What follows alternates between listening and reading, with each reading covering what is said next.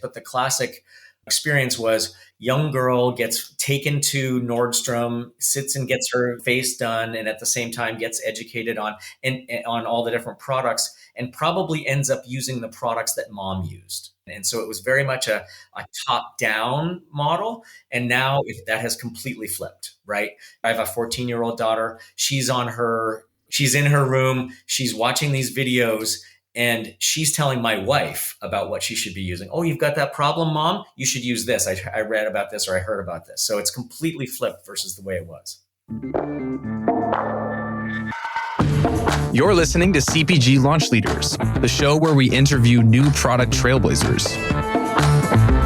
Get ready for inspiration and secrets from the front lines of CPG innovation. Now here are our hosts, Darcy Ramler and Allan Peretz. Welcome to CPG Launch Leaders. I'm Allan Peretz, and I'm here with my co-host, Darcy Ramler. Today, we're talking to Chris Hobson. Chris is the president and CEO of Patchology, a fast-growing beauty care brand that's bringing new technology to the beauty space. That's right, Allan. Today, Chris will tell us all about the early growth of Patchology in luxury retail spaces, how the brand's success was fueled by customer insights, and how Patchology leveraged digital commerce to connect with the young self-care customer. Let's get this thing started. Chris, we're beyond excited to have you on to share the launch story of Patchology. Before we dive in, we love to start each episode with one particular question. Currently, what new product has caught your attention in the marketplace? Well, if I can be a little bit self-serving, I would probably talk about one of our own products, our Dr. Dana brand. We have a couple of different brands in our company. Patchology is our main brand, but Dr. Dana is a nail care brand. And we were very excited that Refinery 29 just mentioned Dr. Dana's polish remover as hands down the best polish remover that she'd ever used. And we got a 2023 Beauty Award. But if I'm being less self-serving, I would say I was in the UK recently and I came across, and this is jumping categories completely, I came across this gin brand called Nicholson Gin. And as I talked to the bartender a little bit about it and got into the backstory of it, it was very, very cool. It was actually the first gin brand developed in the world. It dates back to 1736. And it was huge, and it grew over a couple hundred years. And in the 30s and 40s of the 1900s, it was one of the top gin brands. But then it kind of just sort of went away. And these two entrepreneurs kind of found it, and they've recreated it, and they've re-envisioned the packaging. And it's sort of one of those, I love the regeneration of an old brand. I love heritage brands that come back. And these two entrepreneurs have really taken it and modernized it. And the product is good and the branding is cool. And it speaks to that sort of British heritage that the gin category is kind of is seeking. So I thought it was a really cool example of a great heritage brand that had been redone well. Well, you're speaking two products that are speaking to my heart: nail polish remover and gin. So I love it. They kind of taste the same, don't they? Hopefully not. Probably. Hopefully this gin's a little bit better than that. Yeah, but hopefully. So Patchology is a beauty company, but the origin story of the brand goes back to different categories. Can you tell us a bit about that? Yeah, I'll spare you the long story, but the short story is that originally the company was founded to do transdermal patch R&D. It was the scientist that was behind it had studied at MIT and studied under a famous transdermal drug delivery professor there, and sort of thought let's take a lot of the technology that's happening out in the world around. Again, I'll spare you all of the details of it because it's less relevant now, but take a lot of the technology developments that had happened in the market and let's apply it and revolutionize the way drugs are delivered. They originally wanted to deliver insulin through the skin, which is very, very challenging. And so they were working on all these different transdermal patch technologies focused on pushing these big molecules through the skin. And unfortunately, along the way, the founder, she unexpectedly passed away. And so the board of directors had this real choice of what do we do with this great technology that's been developed. They hired a consultant who came in and said, there are niche markets within transdermal you could apply it to, but there's an idea around applying it to the beauty category where, there's all these great ingredients in skincare, vitamin C and retinol and hyaluronic acid and peptides and all these great ingredients, but very few of them get into the skin in any major way. So if they can't get into the skin, then it's harder for them to do what they're meant to do. And people have accepted the notion of transdermal patches as a drug delivery mechanism. So why not a cosmetic delivery system? And so that was the original, pivot on the business. But originally we started as a medical device focused on delivering ingredients through the skin through transdermal patches. So I've heard of, I've heard of like hormone patches and nicotine patches and all those kinds of things. And that all goes into your body below the skin. This is the same thing, right? But just for different types of actives? Yeah. And in fact, like there are different drugs, different actives need to get to different layers of the skin or get delivered systemically into your bloodstream. So nicotine patch, you need to get that nicotine into the body and you go, goes throughout the body. There are other ingredients that they only want to go into the dermis or the epidermis or even just into the stratum corneum. And so the scientists can do different things to the molecules to essentially get them to stop or where they want them to stop.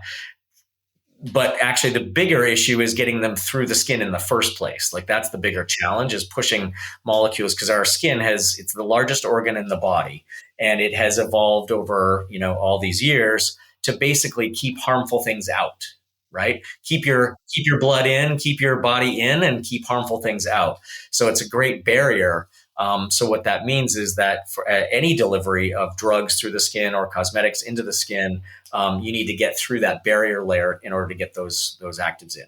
So you have this great technology that exists, and obviously there's this decision to pivot into skincare. Can you talk a little bit more about what was that correlation, how the company decided to take this technology and really say, hey, we're going to go to market, we're going to create something consumer related and brand it? So, keep in mind, this is a group of investors that had invested in a med tech company. It's a group of scientists that were working on med tech. And it was a management team that was focused on how do we commercialize this by selling the med tech to drug companies to deliver their drugs. And so the consultant came in with this recommendation. They knew that in order to do that, they needed to bring in a CEO that could pivot the business into consumer. They found me, and I came in, and they had been actually working on a little bit of a skunk works project before I got there, to launch a brand. So there was some branding work that had been done. There was some product development work that had been done by the time I got there. It wasn't completely scaling yet. It wasn't quite ready for prime time, but they had done some work there. So they'd sort of taken the baby steps, but they also knew that they needed to bring in somebody that had CPG experience and had entrepreneurial experience. So that's how I got introduced into the business, and took on the challenge of pivoting, completing the pivot, if you will. So for the board to go with this pivot, was the business more attractive in beauty, or was the regulatory environment different? What was the real big reason for making that change? Yeah, I think it was a combination of things, Allan. I think, if you look at transdermal patches, as you mentioned, there's the nicotine patch, there's hormone patches. There are a few niche markets where transdermal patches have done well, but they haven't actually replaced the syringe as the delivery mechanism of choice. And there's a whole host of technical reasons why that is the case. And so you were looking at niche markets with a high regulatory burden, to your point, and a long technology development timetable, versus in cosmetics, you've got this massive market, right? People don't realize, but the global cosmetics industry is $500 billion a year, including all of hair care, skincare, and all the different categories.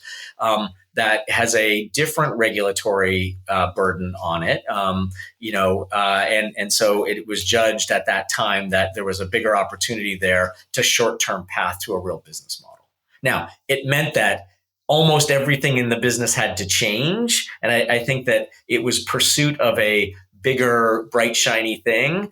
but the board is very smart people and really smart investors, but I think all of us underestimated how big the pivot would be, how big the change was going to be that had to happen. And I know you said the board, they realized they needed somebody with CPG experience to come in and really launch this brand. Can you tell us a little bit more about your background and how you came into the picture? And then what was exciting about this adventure for you? Yeah.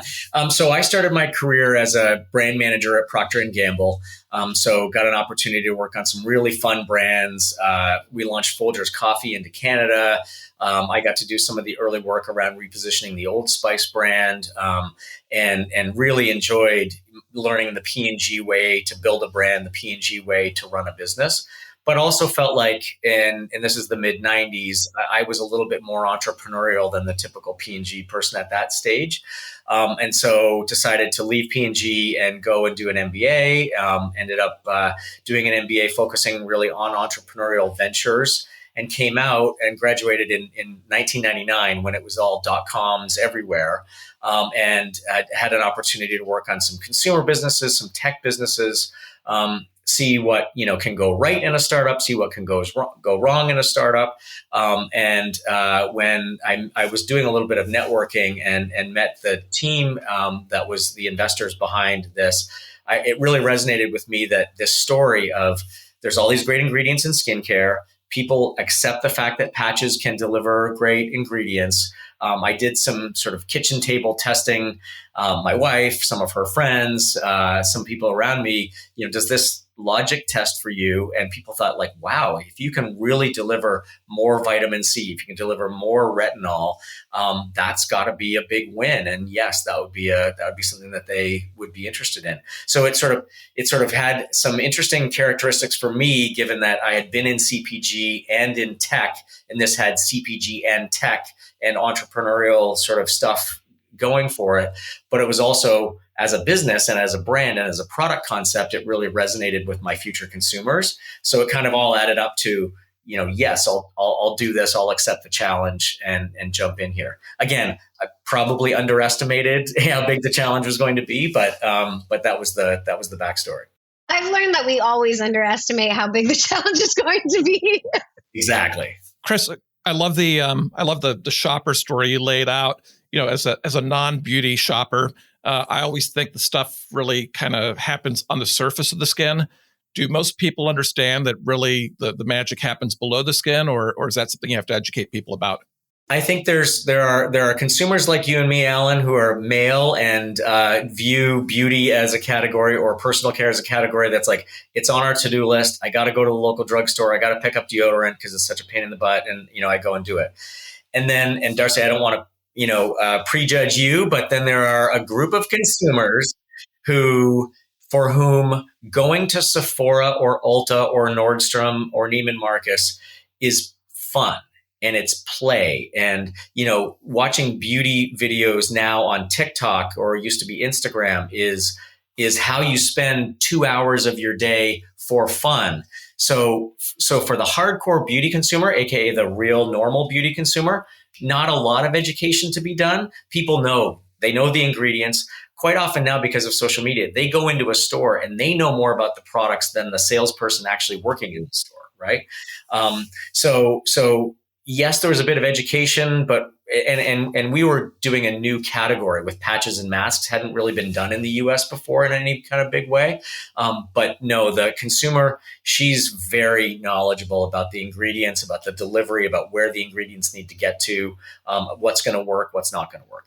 And let's be clear, that consumer is getting younger and younger, coming from a mother of a 12-year-old who had a skincare fridge on her Christmas list. So, I mean, you talk about the power of social media and these young girls, the top of their list is skincare. I don't even know if they know all to do with it, but my thing is the education, the taking care of your skin, all of that is definitely not only a trend, but it's something that's great to kind of really see and advancing in really that skincare side of things.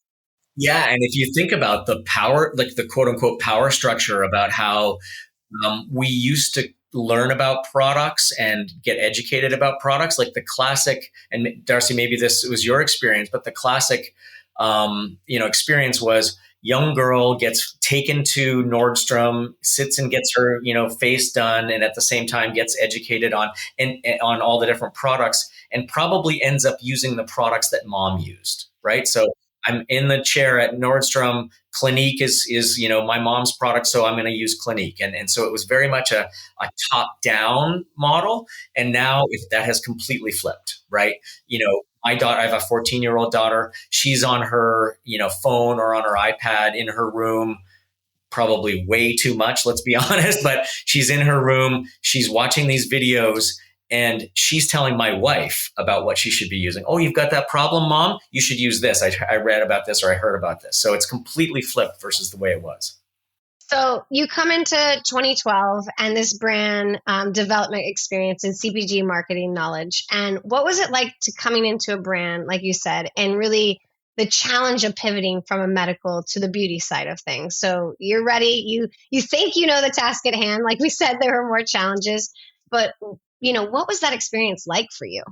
It's almost like a restart when you're pivoting that much. There are you're at the low level of the Maslow hierarchy of needs, right? You need to find a product that people want to buy. You need to make sure that product can actually make money and you can scale the business, right? So the first challenge for me was really getting in and tackling that, right? Like, at the time we were lucky that, Korean beauty was starting to hit in the US. So people were starting to accept these non-traditional skincare forms. So that was a little bit of wind at our back, but it was still very, very new product category.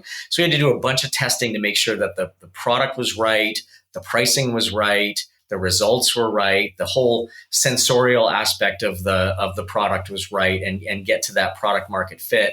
And then we had to get the cost structure right. I mean, I had a sobering first conversation with the then CFO of our company around what was our cost of goods. And we were trying to sell these original patches for $20 at retail. And he says to me, well, do you want the fully loaded cost or just the materials cost? And I was like, well, this is probably not going to be a good conversation because you're asking me and I'm like, you're here, I'm here. Like, I think I want the fully loaded cost. And he said, it's about $20. And I was like, okay, I did live through the .com era, and sending money out the door with every order turned out to be a bad business model. So we're not going to do that. So we had to really re-architect the whole cost structure. But then there was even above and beyond that, there was a cultural shift that needed to be made in the company. So we were a med tech company. We were a science-driven company. We needed to become a beauty company and a consumer-driven company. And so there were board members that I had to change out. There were employees that had to change out. We even went so far as to rename the company because the brand was the brand, but the company, people kept saying, well, this is not the way we used to do it in company, right? The old company name. And I was just like, I got to change this. I've got to reset everybody's mindset about this business. So we completely renamed the company as well as part of that cultural shift. But first of all, it was, do we have a product that anybody wants to buy? Can we make money on it? That was a lot of the blood, sweat, and tears. But once we got a little bit of traction behind us, I still had to affect that cultural shift by doing some of those sort of touchstone things like changing people and changing even the name of the company. As you think about R&D, so technical R&D, product development, how much did that team have to change, or was it really the same types of players? I mean, the core people that were developing the technology stayed the same, but we had to institute a layer, which was mostly me, but we had to bring in people as well. We'll call it product marketing, where the people that are sort of understanding what the consumer wants and translating that into requirements for the tech folks to deliver on. We had to implement that layer because that didn't exist before. We were much more of a pure tech-driven company. And really, Alan, the biggest change that we made from an overall perspective on the product development process was we were historically very much science-driven, tech-driven, technology push, regardless of what the consumer wanted. And we needed to flip that completely and listen to the consumer, talk to the consumer, get input from the consumer, and then take those requirements back and say, okay, technology team, this is what we need you to develop. So it was that complete flip in the way we had to think about product and going to market with product. So you make the switch from medical to beauty. How did you approach new product development as you were entering in this new category for you? I went out and whether it was going to salons in the area and taking my bag of patches and talking to the stylists and saying, well, someone's getting their hair done. Do you mind if I put these patches on people and get their input? Going to trade shows. And we actually had a great gimmick at trade shows where we had these new patches and they were for your forehead wrinkles and your eye wrinkles, and, getting people to come in and put them on and then walk around the trade show. And then it was the classic, then they would see them and it was viral. And then all of a sudden we had a line at our trade show booth for people waiting to get these patches put on them. But as part of that process, every time I put a patch on somebody, or more importantly, when I took them off, when they came back after walking around the trade show, I just got very attuned, and the whole team did, to, when someone's eyes would sort of glaze over and say, yeah, it's not really a fit, even though they were too nice to say, I didn't like this or it wasn't a fit, versus when they were like really leaning in. I'm excited. Oh yeah, I love the feel of that. I love the smell of that. I love the sensorial aspect. I love the results. And so that like just raw blood and guts, like being with your user. I probably put 5,000 patches on people over the course of a couple of years as we were working on this. That was absolutely critical to our product development process, because I could then come back and authoritatively say, no, this isn't Chris's dumb idea. This is from talking to 500 people, and this is what they really want. So part of that flip was going out and really, being with the consumer and really listening to what she had to say. And I have to go back to timeline on this, just because, again, you're talking about when patches were not, nowadays I walk in and my daughter has on pimple patches. I'm like, you wore that to school? And she's like, yeah, everybody does. It's not a big deal. But this was back when it was really, you guys are just entering first to the market with patches, and it being something that you're not sure how a consumer is going to react to having something on their face. Now we see eye patches are status quo in a morning routine now. But, I just have to frame that time frame up of like, really, this is an innovation brand new to the market and a concept that you're trying to see how women are going to feel about having this, wearing it, even walking, the taboo of walking around your own home and letting your husband see your skincare routine. Like, I don't just wake up like this. Yeah, and we actually did some things, especially around, there's this product category that's related to what we sell, and we sell a lot of them, called sheet masks. Very big in Japan, very big in Korea, kind of a daily use product in Korea. But we felt like we needed to modify that. And again, this directly fed out of the consumer research that we were constantly doing. Most sheet masks take 15 to 20 minutes. And when we did our consumer research in the US, women said, I'm busy. I got a busy day. I got to get kids out the door. I got to, get to my job, whatever it is. Taking 15 to 20 minutes every day to do this, I just can't imagine doing that. And so we came out with, we call it the Flash Mask. It was the first 5-minute sheet mask that had ever been done, utilizing some of our transdermal patch technology so that you could fit it into your day, right? It was a 5-minute indulgence as opposed to a 15 to 20-minute indulgence. Like, nobody was going to lie back on the couch for 15 to 20 minutes and do nothing. Like, they had busy days. So we had to take some of those things that worked in Asia, but then we had to translate them for the US market in innovative ways. And so we were able to leverage the consumer insights, but then we were also able to leverage some of the technology that we had in the drawer from the original transdermal days. Great. Well, Chris, you had a different product name before Patchology. Can you tell us a bit about that and what provoked the change?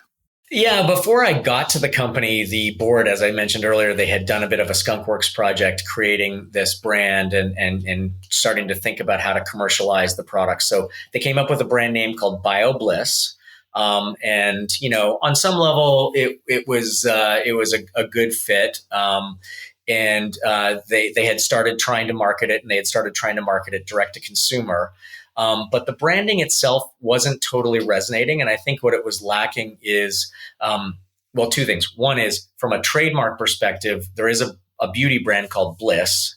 And so there was this long-term issue that, if BioBliss actually really scaled, there was, potentially a trademark issue with the Bliss brand. And fast forward a few years later, we actually did sell BioBliss to Bliss just to sort of clear the decks. But the other issue around BioBliss is BioBliss could be anything, right? It could be a hair care brand. It could be a skincare brand. It didn't really tell you what we were and what we were doing. And so we felt like we needed to make a change. And ultimately, I can tell you the story of how we came up with Patchology. We were launching BioBliss with a retailer, with Bergdorf Goodman. And it was me and our then VP of sales. And she sort of did the introduction, and she sort of said, hey, I'm going to tell you a little bit about the ingredients and about the benefits. And then Chris is going to come in and he's going to give you Patchology 101 and tell you about the technology. And so we did the whole retail presentation and stuff. And, but in the back of my mind, I'd known that BioBliss wasn't really totally resonating. We might need to change it. So that night, so we finished the training. I get back to my hotel, I have dinner. I'm getting ready for bed, and I realize, like, Patchology, like, that's the name. Like, it says patches, it says technology, it says, what we are and where we're going. And then so we changed the name of the brand, and then we also launched some of these new products like the flash masks, the 5-minute sheet masks, and we also launched flash patches, the 5-minute patches that are the core of our business today. And once we got the branding right and that product right, the brand just took off. Hi, Jesse. What brings you to the airport? Mike, I'm off to the headquarters to share an update on the big launch. Oh, I've heard it's selling really well. Care to share your secret? Well, just between us, it's all thanks to Bold Labs. Their exclusive digital test market research allows you to optimize your product, marketing, and pricing before the big launch. That sounds fantastic. How can I learn more? Just visit www.boldlabs.com. It's all right there. This is the final call for Flight 723 to Chicago. Looks like we'd better go. Thanks for the tip, Jesse. See you soon, Mike. And remember, Bold Labs is ready to help your product soar. Yeah, so this brings you to about 2014, correct, Chris, when you did the renaming? And things are starting to click. Like you said, you're launching some new products with retailers. Things are picking up. Which retailers, I know you said at first, but which were the retailers that were first on board, and what did that buy-in look like from them? Yeah. So as I mentioned, Bergdorf Goodman, we followed the then very classic top-down strategy. Start at Bergdorf Goodman, go to Neiman Marcus, go to Nordstrom, go to Saks. And that was the exact playbook that we ran. So Bergdorf Goodman, training all the beauty advisors there. First time I had ever been in Bergdorf Goodman, right? I mean, and I was like, wow, that's $5,000 for a sweater. That's crazy. Okay. So like there was a little bit of culture shock for me personally there, but Bergdorf Goodman and Neiman Marcus are owned by the same company. And so we leveraged the success there, and Neiman Marcus gave us 15 test stores to see how we would do.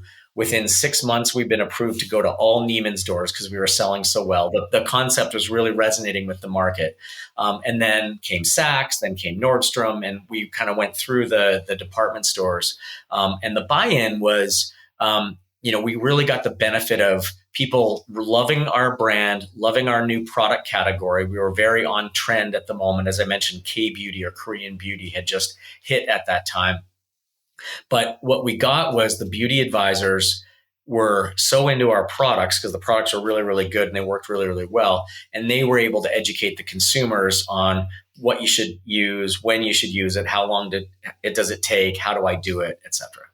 As starting from that high end, someone that has come from the higher end of the department stores and then, making the decision to eventually go to mass market too, I'm sure was a pretty pivotal moment for you guys. Yeah, I mean, we're not a mass market brand, so we don't sell mass. I would say the most mass that we sell is Ulta Beauty, but that's still a specialty beauty store.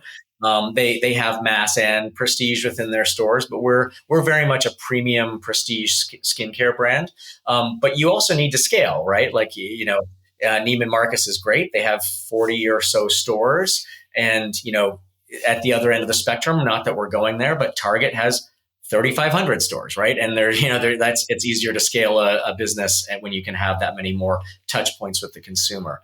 But we did scale the business, but we've never lost a major retailer. We still sell at Neiman Marcus, we still sell at Nordstrom. We still enjoy the value add that the beauty advisors bring to us there. So no, we've scaled the business, but we've kept really, really good partnerships with our retailers. So, Chris, what did that early growth look like, and what did it feel like? Yeah, I mean, it at first, like I think when I took the job, I wrote the business plan, and we thought we were going to scale right out of the gates, right? And we were going to do this, and we kind of did more this, right? We scaled in more sort of a parabolic curve. So in the early days, it felt not fast enough. But then once we got the branding right and the product right, the positioning and the pricing right, it was sort of hang on to your hats. Like we were growing very, very fast. Over the life of the brand, we've had something like a 50 or 60% annual growth rate. Your mind then transitions from, do I have product market fit, to, oh my God, how am I going to finance this growth? And what are my working capital metrics going to look like? And, how do I make all that work? And then we were a little bit like the dog who caught the dump truck, right? Like, oh my God, what do we do now, right? Was there a moment or a day where you just knew it was going to work? Yes. So I'm in a board meeting. I'm there. And in those days, we were so small that the customer service line came to my cell phone. And so I'm there in a board meeting, mahogany board table, board members all around me. And my phone starts ringing, and I turn it off. And my phone starts ringing again, and I turn it off, and again. And finally, it's just ringing nonstop. And I, eventually I answered it, and I was like, hello, this is Patchology. Can I help you? And this woman says, I'd like to buy the Patchology. And I'm like, okay, you can go to our website, or I can maybe take your credit card now. And I said, by the way, how did you hear about us? And she said, oh, you haven't heard? Rachel Ray just used your product and said on TV that it's the most amazing product ever, and I got to buy it. And so that day they had a huge spike. And I realized, wow, like, again, the branding is right. The product is right. Now we're getting celebrities starting to endorse us. So it was all good. So like you said, you've launched in premium beauty, you're growing fast. Were there any aha moments or tweaks that came out of, that fast and furious? You're running, like you said, you're running to catch up and always stay on pace. But what were some of those moments that you said, okay, we need to tweak this, or aha, or hey, we're almost there, but this will push us over the edge? Yeah, I think it was really the realization that as a brand, the people who knew about us really loved us. And to a certain extent, we're still a small brand, and this is still the case. The people that are in the know is a very small subset of the total addressable market. They love us. They're passionate about us. They buy our products. They recommend our products. They come back and buy them again. But not many people are aware. And so to expand that awareness, we realized, okay, Neiman Marcus is great. Nordstrom is great. We need to continue the growth path. And so that's when we brought on Ulta, we brought on Blue Mercury, we brought on more retail partners. And you need to be very careful about doing that. And it's not like we did it all at once. This is over a period of years, because you need to be careful not to sort of overexpose the brand and be in every place. And then therefore your productivity at a given store is never that good. So we slowly increased the footprint of the brand and kept it going. The other thing I would say is that, so we launched in 2014, and then a few years later, Amazon came to us and said, we'd like to launch your brand on Amazon. Amazon at that point came to us, literally found us at a trade show and said, we'd like to put you on Amazon. And at the time, no prestige beauty brands were on Amazon. And so we were like, I don't think we can really justify going there. We're not going to do it. fast forward a year or two later, and we realized we had to be on Amazon because, Amazon just was becoming that prime juggernaut that they now are, and you couldn't not be there. And so we had to navigate some, tricky waters with the Neiman Marcuses of the world and the Saks Fifth Avenues of the world. Like, wait, what? You're in Neiman's and you're on Amazon?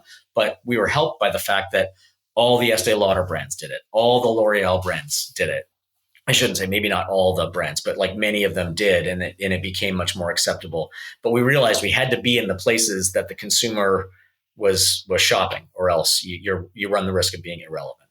Well, I do think, Chris, COVID really helped that for beauty and for, when you looked at some of the really premium prestige beauty out there, and being a consumer who always went into the Sephoras or the Nordstroms or so forth, when COVID hit, we couldn't get our products. People were not going into the stores. So Amazon became the likely place we turned to.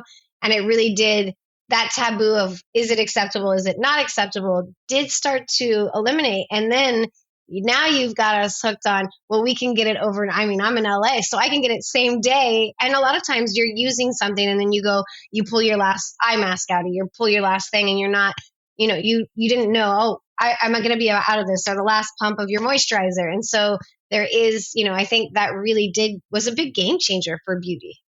Yep, absolutely. I mean, we lived it, right? We're an omni-channel brand, and we thought we were geniuses because our direct-to-consumer site and our Amazon just went crazy. But at the same time, in March of 2020, most of our business was through retailers, through wholesalers. And in March, my revenue went to zero, right? Zero. And it was terrifying times. We navigated through it, but it was very scary times for brands. But we all had to be very responsive to that shift that the consumer made, which was, and let's be honest, post-COVID, the trend of penetration of e-commerce went way up during COVID and came way back down. And it's still right on kind of the trend line of where it was. But you had to be responsive to go where the consumer was shopping at that time. But still, even in beauty, 2/3 to 3/4 of beauty products are still chosen and bought in physical retail stores. But it was certainly a terrifying time in those days when, Neiman's shut down. Like these weren't leading, I guess, what do they call them? Mandatory retailers or, So it wasn't drugstores that had to stay open, Blue Mercury, Ulta, they all shut down during COVID. So we had to be responsive. So how do you think about Amazon today? Is it a discovery channel? Is it a repeat channel? Is it a test and learn location for you? Like, what role does it play? I mean, it's really what we find is at its core, it's a replenishment channel, right? It's a place where once you've established some amount of brand equity, some amount of brand awareness, the consumer, and in beauty, I'm not sure about other categories, but over 50% of product searches are started on Amazon. But that presupposes that I know that I'm looking for Patchology, right? So they come in and they search for Patchology directly. So it's less of that pure discovery, like we talked about earlier, like Darcy's and my daughter on TikTok discovering new things, or going into Sephora and standing there for a couple hours and learning about things. It's less that pure discovery, but really much more. Once you've got demand generated, it's a place to grab that demand and then bring people back to when they're going to repeat. But we also test and learn there as well. I'd say probably our DTC channel is much more the test and learn channel because we get all the data and we get to follow up with the consumers and et cetera. But even Amazon can be test and learn for us as well. So that whole test and learn brings me a little bit to the next question. So you're at retail, you have your D2C going. What had you learned, or what were you learning about your consumer at that point and the research that you were doing to identify them? And keep in mind that we started with more of an anti-aging product, in retail channel like department store and specialty beauty, where it's much more about anti-wrinkle, anti-aging, et cetera, or pro-aging as it's now called, but it wasn't called that then. The good thing about selling in stores is that you can scale rapidly and you get the credibility and the education that a store can bring.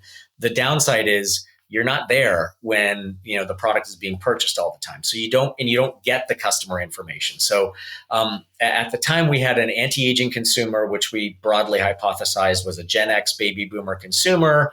And, the core benefits were that sort of anti-aging, pro-aging area. What we learned over time is that no, millennials were opting into this brand, partly as, thank you, Darcy, partly as prevention, but also partly as a moment of self-care. And so it was less about, I'm going to make your wrinkles be reduced by 42.8%, and more about, I'm going to give you time in your day to, celebrate yourself, to take care of yourself, even on a notional basis. And so actually the rallying cry of our brand, it started out as beauty at the speed of you. So it was these 5-minute patches and these 5-minute masks for the busy woman. And it became skincare that inspires self-care.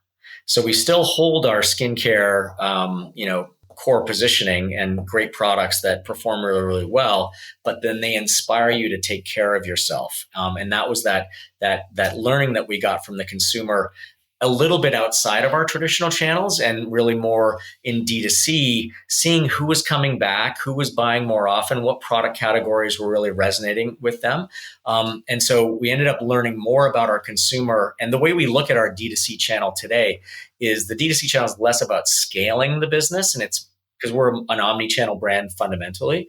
And it's much more about learning about the consumer, learning what she wants, learning what she dislikes, what she has high repeat on, et cetera, and then taking those learnings and then playing them back into the rest of the business and the omni-channel. So user-generated content, especially ratings and reviews, is just so important today. And you have some ratings and reviews to be really envious of.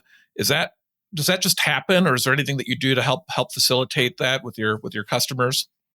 We pretty much let it happen. There are things you can do on Amazon, like they have their Vine program where you can get, I think, 30 people, to sort of review the products and things like that. And there are other programs out there that are quote unquote white hat programs, right? Like that you're allowed to do, and we do those things, right? Because you want to seed the market, you want to have people see how good the products are. But after that, we just sort of let it happen. The core of it is way back to where we started, listening to the consumer, going back into the lab and developing great products that really deliver on the promise. And if you get those things right, plus you have the packaging and the branding and everything around it, the customer will love what you're doing. So for the most part, we let it happen. Obviously, we engage in the things that you can do to sort of kickstart the process. But for the most part, we let the consumer really tell us. And by the way, we review those numbers every week. That and our net promoter score, which is also really, really high, like higher than Ritz-Carlton and Apple, which we're very proud of. And we review those numbers every week. And if we see a product that is consistently, not meeting our benchmarks, we either reinvent it, fix it and put it back on the market, or we take it off the market and come back later. And that's what I was going to kind of go into. I mean, having these ratings and reviews, having the content, having everything that goes into building a brand like this. And especially, I always say, in the vitamin supplement space and beauty space, you're putting it on your face, obviously. You're putting it in your body, even in patches. You're doing both, right? It is penetrating and going in. How do you continue to work on that, keeping that reputation being what it is already? Going for that A+ gold star, how do you continue to strive for that and continue to communicate that to consumers? That's the $64 million question, Darcy. Thank you. Yeah, if I truly knew that, we'd probably be a much bigger brand, right? But I think I don't think there's any core magic to it, honestly. Like I think we can all do a better job of social listening and being closer to the consumer. But it really comes down to that, right? It comes down to, consumer listening, developing products that really meet their needs, sometimes pushing them a little bit by developing products they didn't know they needed, like your daughter, or the 20-year ago version of your daughter wouldn't have known she needed a pimple patch, right? So you can't get that necessarily from the consumer, but you can search and reapply, like the pimple patches were big. in Korea before they hit in the U.S. And so there's a little bit of push and innovation from the brands and from the technology side. But I think at the core, it's just about continuing to listen to that consumer. And even the example of the acne dots, taking that and doing that in a way that really resonates with the consumer. The price point has to be right. The product format needs to be right. We're continuing to innovate on acne patches and all of the rest to continue to make it just better value for the consumer, more compelling for the consumer. I wish I had the silver bullet answer for you, but I don't think there is one, honestly. Yeah. And I love what you said. You hit something that really resonated with me. As you said, we listen to the consumer, and if something's wrong, we're not afraid to take it back, reinvent it or tweak it, and then put it back out there. So I think also sometimes being just open enough to hearing that feedback and being humble enough to say, hey, maybe we didn't get it right the first time. It's 90% there, but that 10% is going to make the difference.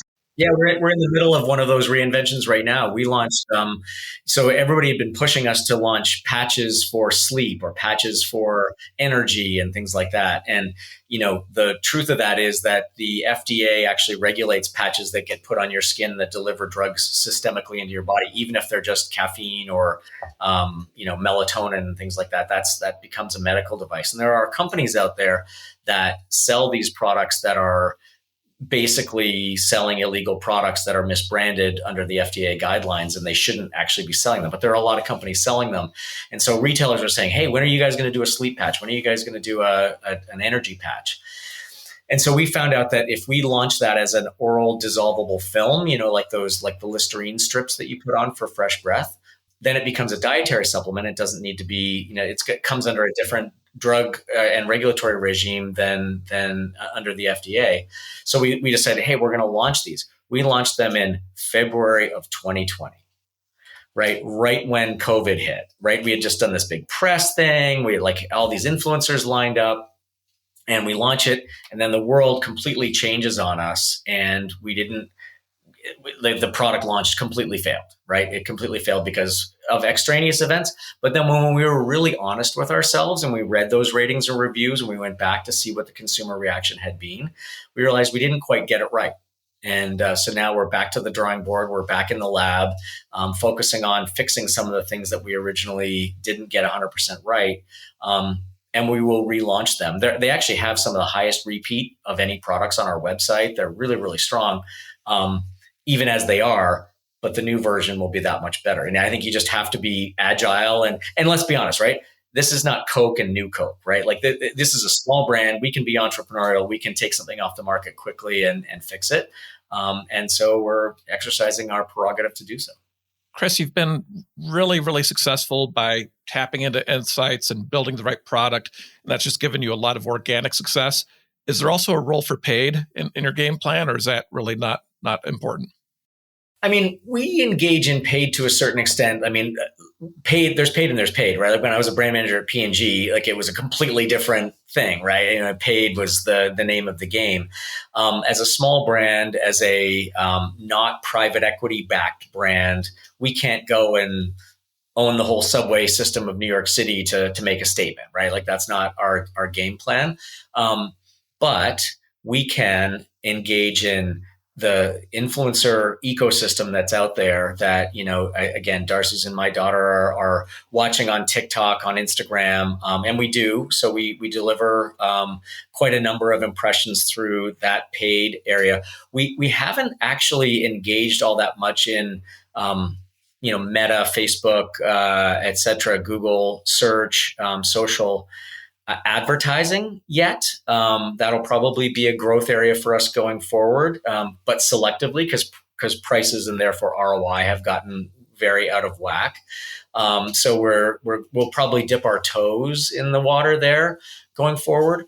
But really the core of what we do is try and rely on more of an organic approach. We've got a great retail footprint. We've got beautiful packaging. So we can create trial in store that generates that brand awareness, that then, brings people back to buy, the second time, the third time, et cetera. And I think the role of paid plays a little bit of a different role too. Like you said, not being mass and staying more in the premium side of things. It has, you have to balance that very finely of how you approach that. So we know you can always learn lessons in success, but even more so in failures, especially with product launches, there is always those. Could you think of, or anything that Patchology really came to, and what were those lessons that you've learned from some of those? As I was out there doing these consumer research and talking to consumers, people kept saying to us, can you take the serum that's in this sheet mask and make me just a serum that I can use every day? Can you take the serum that's in the eye patches and make me an eye cream? And so we said, okay, well, sure, we can probably do that. So we created a moisturizer, an eye cream, a night cream, a lip balm, because we have lip patches as well, and we launched those. And retailers didn't quite take it on, right? Because they've got, if you think about, go to Ulta.com, they've got like 700 moisturizers. So why do they need their patch brand to also be launching a moisturizer? These products had 4.8, 4.9, 4.7 stars. Like, they were loved products. The consumers love them. But our retailers didn't really take them. And so the learning for us was that, especially for us at the beginning as a much more retail wholesale driven business, we had to really cater to what the customer wanted as opposed to what the consumer wanted. Now that we've built up our Amazon and our D2C to be much more of a balance with our wholesale business. And by the way, the reason I call it a half success is the moisturizer and the night cream kind of went away. But the makeup wipes, it's called Clean AF. Clean AF is one of these hero products that, people absolutely love. We sell millions of them. And then we have this product called Lip Service, which is a gloss to balm treatment, which goes on as a gloss and then dries down to a balm and forms a flexible mask on your lips. It's again, 4.9 stars. People love Lip Service. And now we're able to, so that was the half success, is that we had some products that really, really broke through, even if we didn't have the retail distribution to support them. Now that we have much more of a balance in our digital business versus our wholesale business, you'll see more from us on that front, because again, the consumer gives us the permission to go there, even if the retailer doesn't. So you've given us a little bit of a preview of some of the things that are coming next, but can you tell us a bit more, anything that you're really excited about that might be coming down the pike? I mean, nothing really that's something I can share very broadly, unfortunately, Allan. But I would tell you that we have not only this engine of consumers and our DTC that we're learning from all the time in this sort of philosophy around learning from the consumer. We still have a little bit of that transdermal heritage in our background, and some of that. We have less of the scientists than we used to, but we still have some very strong technical development capabilities. And I think without, again, giving away too much of the farm, you'll see us bridging the gap between patches and masks and traditional skincare in I think a pretty innovative way in the second half of 2024. We're pretty excited about a new product that we've developed that's coming that will essentially make the rest of your other skincare work better. So I'll tease you with that, but I can't give you too much. I like it. Well, Chris, I want to say thank you so much for taking the time today to not only share your story, but Patchology's story as well. It is stories like yours that remind us to keep innovating, stay inspired, and let's continue to redefine the world of CPG innovation. We appreciate you. Well, thank you very much, guys. That was a lot of fun. Thanks, Chris. Thank you. You've been listening to CPG Launch Leaders, a show from Bold Strategies Incorporated. Don't miss the next thrilling launch story. Follow the podcast on your podcast player now. Please give us a rating, leave a comment, and share episodes with your friends. Until next time.